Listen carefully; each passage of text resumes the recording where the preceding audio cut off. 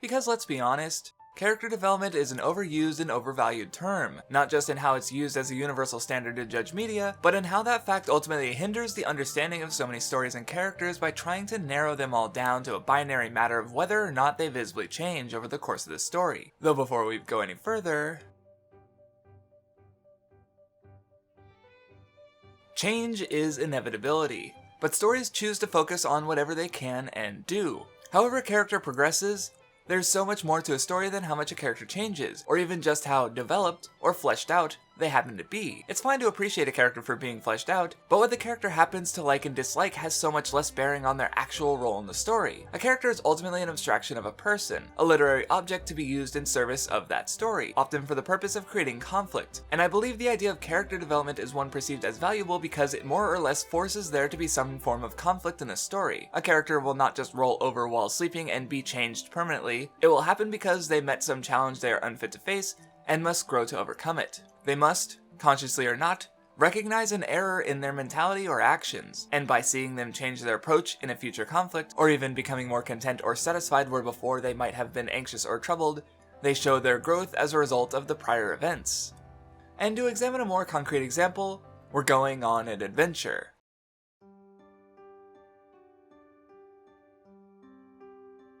A place further than the universe happens to be, in fact, a story where the characters deliberately go out seeking change. Shirase was very stubborn about this.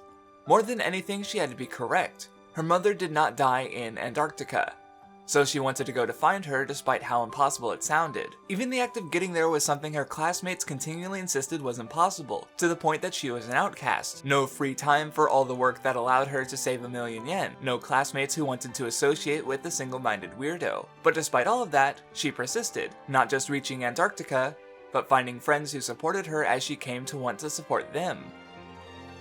And when she was finally on the cusp of addressing her missing mother, it was them who pushed her as she so stubbornly hesitated to take that final step. And when she finally did, she changed. At long last, she was able to enjoy her youth instead of lingering on her past, marked by getting a haircut, a classic symbol for a new start, while also leaving behind the money she worked so hard for. So, then what? She had character development, sure, but does that make a fulfilling story? There was conflict, but why does it matter? Change alone doesn't mean much in and of itself, but rather it's why the change happened and what the change implied that is just as important as the actual transformation. And where those details become apparent is through the context given into what's happening and what's being said, along with contrast between the characters in the story. Even with just the details I offered, we can see the importance of friendship, an idea also explored in every one of the other three main characters.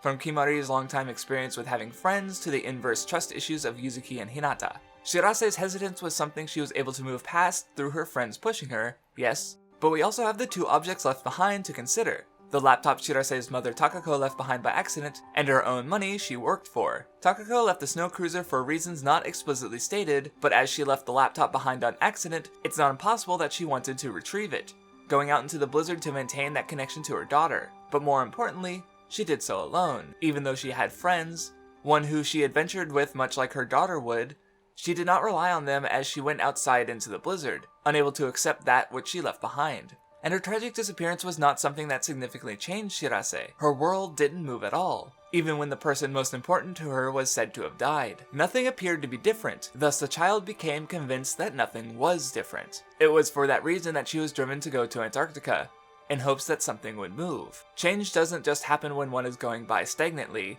and Shirase had been the one who didn't change, still sending daily mails to no one in hopes that the one she wanted to connect to might respond. And then she was faced with that lost time, the hundreds of mails she'd sent, serving as a reminder of the years she'd allowed herself to stay the same. In those years she had worked for that money alone, but she never needed it, not to find friends, not to reach Antarctica, and not to confront her mother's death. So where Takako could not leave something behind, Shirase did. Shirase didn't just change. She grew up and found strength in herself and through her friends that those who came before her did not have. She changed, she developed as a character, yes, but the story is one that has meanings because of the conflicts and their resolution. Friendship, growing up, moving beyond grief, all of these are offered in Shirase's journey. with many of them being throughout the entire show and the character arcs of the others. To simply look at Shirase's development alone is just reductive, merely in service of pointing out that the show happens to follow this one convention. Shirase's journey was one where she'd attempted to change the world by telling everyone they were wrong, proving the impossible to be possible, but joining that idea was the need to change herself, to accept that she was wrong and move on. Her development is worthwhile, but it would just be ignorant and minimizing to say that all stories should be the same way. Such a mindset may perhaps even be dangerous. The fear in seeing a character not change is an understandable one. If they change, it means they encountered some kind of conflict. But saying a character must change for the story to function implies there's no room for meaningful conflict otherwise. And that's just plain false. Because sometimes the world is wrong, and one must stand for their values in the face of overwhelming opposition. And the one who takes on that challenge is sometimes called a hero. Hajime serves as the perspective character of Gatchaman Crowds, entering the secret world of Earth's defenders. Gatchaman, already in possession of an understanding of the ideas the story wishes to explore. The Gatchaman she joins is one that follows the orders and traditions without question. Gatchaman must remain secret. Gatchaman must defeat its enemies without fail. In this way they have helped from the shadows, and yet they had failed time and time again. Burgakatse was once Gatchaman, the agent of chaos now causing havoc simply because he found it more fun than remaining in the cage that was the Gatchaman system, and brought ruin to numerous planets as a result. But though he disagreed with the system, he also never sought to challenge it from the inside, something Hajime does with regularity.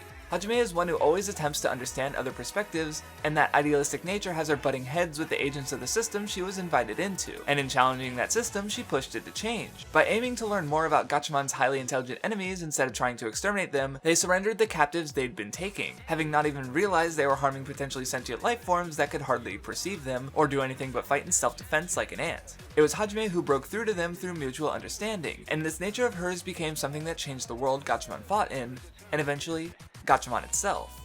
While Hajime is not a character who meaningfully changes herself, her narrative value is there because she pushes the world and those around her to change, inherently creating conflict. She struggles, her movements are pushed against, but through this overarching battle of ideals, there is meaning. By not changing, she challenges complacency, the lonely girl being rewarded as those around her, after first having taken a rather negative view of her troublemaking disruption to their orderly life, came to accept her and her place at their side. To try and look at the convention, while any story can be conceived that gives Hajime the development, the reason it needed to be Hajime who stayed the same is very much made clear in the second season. Gelsadra comes to Earth seeking peace and unity through bloodless conflict, this major ally of Gatchaman serving as the main antagonist of the season. His desires are idealistic and completely understandable. Without conflict, there would be no strife or suffering. Through his burning desire to help, his power is enacted on the populace, installing a structure in which any possible dissenter risks being removed for the unity of the whole. While this ultimately removes all conflict, it also increases resentment as those who dissent are unable to even as much as voice the fact. Removing conflict cannot possibly make everyone happy if it's only done in favor of the majority. And Hajime recognizes the beauty that can be created through conflict and compromise, that of both healthy progress in both society and individual. Keeping things as they are, even through the will of the majority, simply because the majority wishes it, marginalizes the few in service of the many, and Hajime offers a natural counter-perspective as one who was the minority in the first season and would have been marginalized without question had she been a victim of Gelsadra's desire to avoid conflict, potentially at the risk of all of Earth. But she changed Gatchaman, allowing them to think for themselves, and that changed Gatchaman was able to withstand the events of the second season, pushing against the complacency and ignorance of the country who nearly accepted the cost of peace. Hajime staying the same was required for the narrative thrust of Gatchaman Crowds, her character arc bringing change not in herself, but in others. Now, with these two examples, we can see clear differences in how stories can achieve their meaning through the transformation enabled by their characters. Both of these changes are positive. As Hajime's is marked by a change in the world around her rather than herself, it serves as a static, or flat, character arc, where Shirase's is one I would define as dynamic, as it is her change in response to the world. The character arc is one defined by change over the course of the story, but only occasionally coming up is the less than positive stories, where change isn't so much a good thing. Makoto's first foray into romance was at first not by his own initiative. He was content to admire the object of his affection from afar.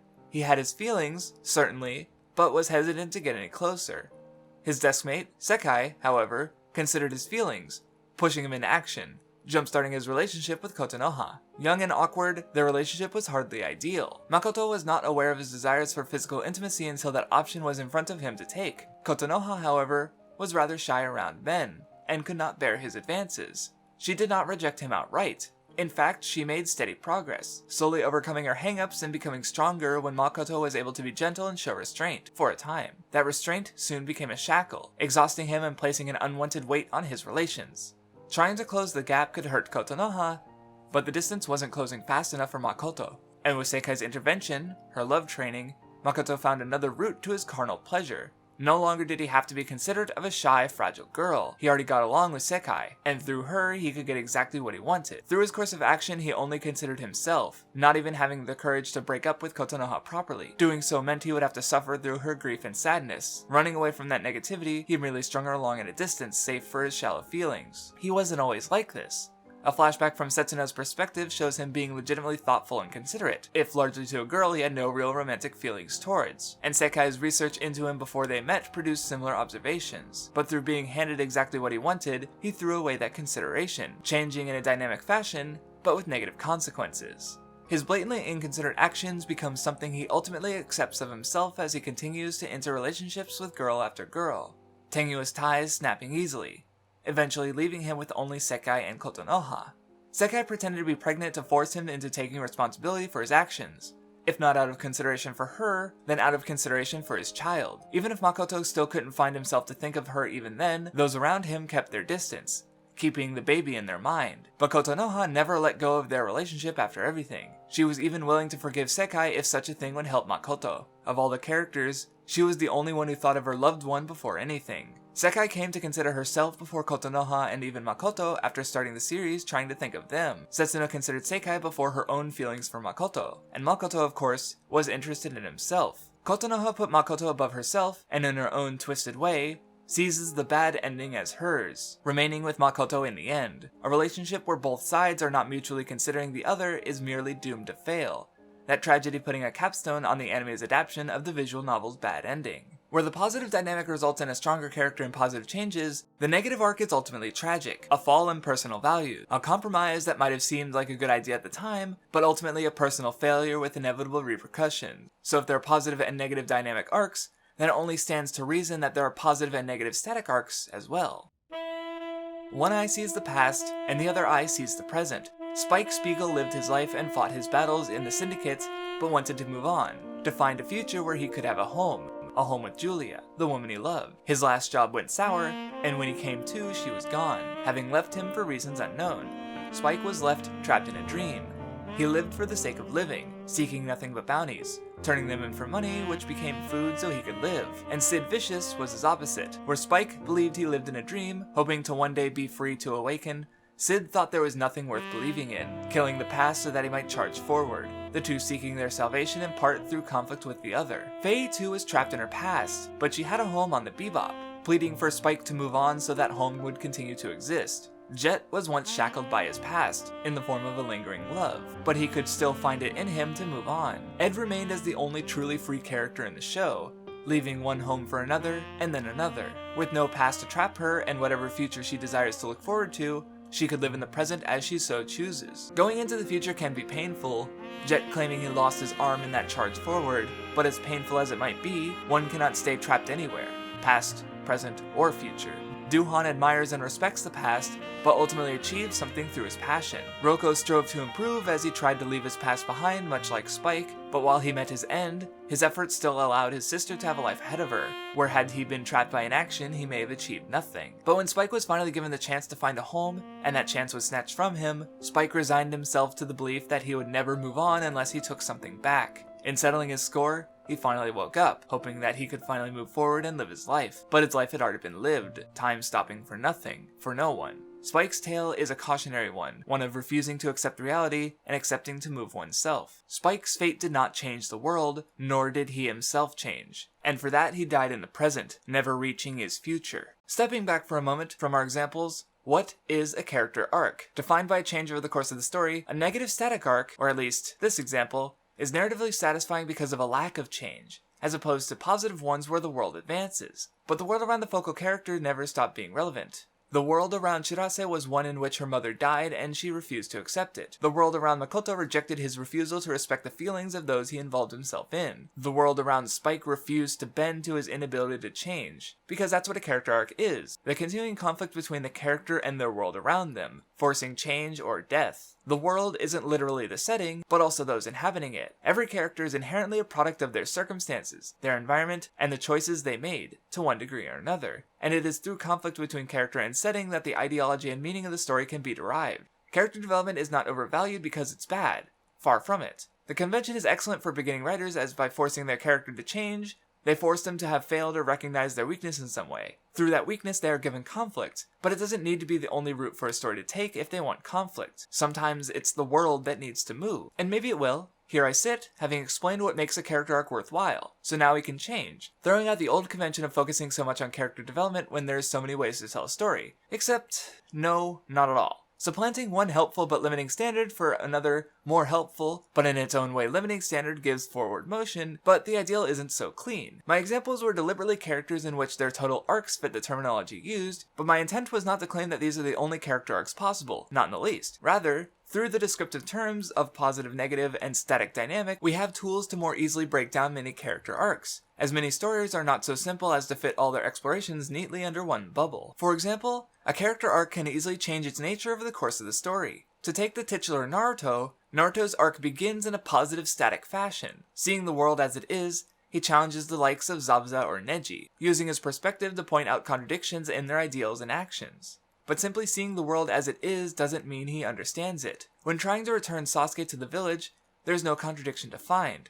He seeks peace, yet attempts to accomplish it purely through overpowering Sasuke in disregard to his feelings, refusing to understand him, his arc taking on the color of a negative static one. For his stubbornness and refusal to change, Sasuke pulled away from him and the leaf after attempting to reach a compromise where Naruto wouldn't. This result being even more of an inverse to the positive static arc than the Bebop example from before, with the world changing in a negative fashion as a result of Naruto's failure through Sasuke's fall. Then, following that failure, he began to fight to understand, cutting off comrades in search of more power, feeling an intense hatred, and through those experiences finding his way. That positive change leads to him making his declaration that he would bring Sasuke back and accepting the hatred within himself, finishing his positive dynamic change before the war. With his will to understand finally learned, he was tested by the world, and demanded it change by staying true to himself as the story loops back around into a positive static arc. If you want a more thorough breakdown of his and Sasuke's arcs, watch these videos, And of course, that's just one character arc of learning to understand others and seek compromise for peace. What if a character undergoes multiple arcs at the same time? On Whole Cake Island, Sanji's integrity was tested and maintained despite betrayal, his love leading to a positive static arc that changed the world around him. Yet in regards to his tendency to sacrifice himself for others, in turn sacrificing his dreams and desires, he was forced to give up on his half-hearted kindness and give his thanks to those who wanted him to live by truly living, undergoing a positive dynamic arc. This video only explores a grand total of 6 characters out of the uncountable amount in the unknowably huge expanse of fiction there is to read and discover the ways conflict can be achieved over the course of the story. The very conflicts that shape the characters we enjoy so much. And for as many of them that change for the better, I think we should appreciate those who don't for what it accomplishes, or even fails to. How can the vast, infinite potentials of storytelling be limited to just one small thing?